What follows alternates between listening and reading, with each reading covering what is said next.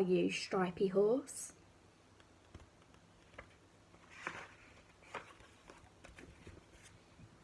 One starry night in a long-forgotten shop, something magical was about to happen.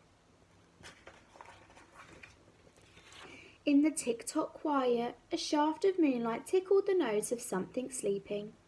It was a stuffed and stripy horse. Tissue! The stripy horse let out an enormous dusty sneeze and woke himself up. He shook an ear, then a leg, then his tail. They all seemed to work. "Hello," called a hummingbird from the lampshade above. "I've been wondering if you'd ever wake up. My name's Muriel. Who are you?" The stripy horse thought hard, but his mind was full of stuffing. "Well, what do you do?" Muriel persisted. I can't remember," said the stripy horse, looking sad. "Cheer up," chirped Muriel. "If you don't know, we could try asking Ming the Wise, but we'll have to be careful. He hates being disturbed." "I wouldn't upset him," replied the stripy horse. "I'm very good with delicate objects." "Come on then," twittered Muriel, "but we'll have to be quick. The shop opens in a few hours." "Oops," cried the stripy horse as he tripped over something squashy. "Sorry," said a low, sleepy voice. "Stripy horse, meet Herman," chirped Muriel. "He's a draft excluder." "Shouldn't you be right next to the door to stop drafts?" asked the stripy horse. "Boo," shivered Herman. "That sounds chilly." "We're off to visit Ming," interrupted Muriel. "Why don't you come with us?" asked the stripy horse. "I'd love to," said Herman. "Look, it's Roly and Pitch," said Muriel. "They're salt and pepper pot penguins." "Ahoy there," called the penguins. "And who are you, Stripy Horse?" The stripy horse sighed. "I can't remember." Roly and Pitch studied the stripy horse carefully in case they could help. "We're seasoned travellers," said the penguins. "We've seen a lot of things in our time, but nothing quite like you." Outside, day was beginning to break. "Come on," flapped Muriel. "Time is running out." At the front of the shop stood a tall counter.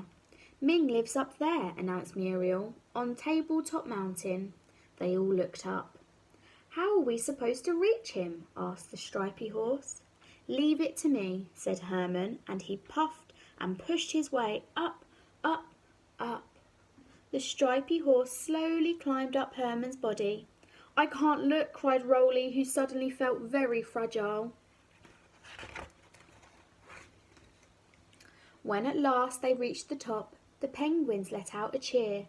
"There he is!" cried Pitch. Fast asleep on his vase at the top of a very grand stand sat Ming the Wise. Carved into the wood below him were 2 Chinese dragons. "We're almost out of time. Be careful, Stripy Horse," warned Muriel. "Ming has a terrible temper." The stripy horse tiptoed forwards. Suddenly there was a rumbling sound. And then a splintering crack. The dragons had broken free. "Keep back," they roared. "No one disturbs the wise one." "What on earth is going on?" came a hissing voice. Ming frowned down at everyone. "I'm trying to sleep." His expression soon changed to horror because Herman had puffed and panted and pulled himself up onto the counter, and now he is running towards them at slippery speed. "Don't start without me," he called. Oh no! Herman crashed into his friends, who bumped into the dragons, who knocked Ming clean off his stand. Ming's vase spun in the air. "Don't worry," cried the stripy horse. He moved a little to the left, then a little to the right. "I'm very good with delicate objects."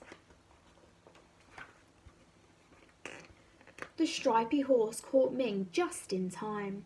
"Thank goodness," sighed Muriel. "I've never been so disturbed in all my life," screeched Ming. Please, your wiseness, said the stripy horse. I only want to ask if you know who I am. Muriel was part of a lampshade, Herman is a draft excluder, and Rolly and Pitch are salt and pepper pots. What am I? Do I have a name? Ming closed his eyes. I'm very tired, he yawned, so I'll only say this once. Always read the label. And with that, he went back to sleep. Always read the label? What does that mean? Now I'll never find out who I am. A single tear trickled from the stripy horse's eye. You can have my name if you like, volunteered Herman. Wait a minute, exclaimed Rolly. Take a look at this, shouted Pitch. They flicked a small label that was sewn into the stripy horse's leg. The label was tatty and old, but the penguins could just read what was printed on it. Stripy horse toy, hand wash. Hand wash, the stripy horse smiled. My name is Hand Wash and I'm a toy. At last I know who I am. Hooray! Everyone cheered. As the sun rose in the sky, the stripy horse and his friends hurried back to their places. The shop was about to open. Thanks for all your help, he called. It was nothing, Hand Wash, said Muriel. That's what friends are for. The stripy horse looked out of the window. It was going to be a beautiful day.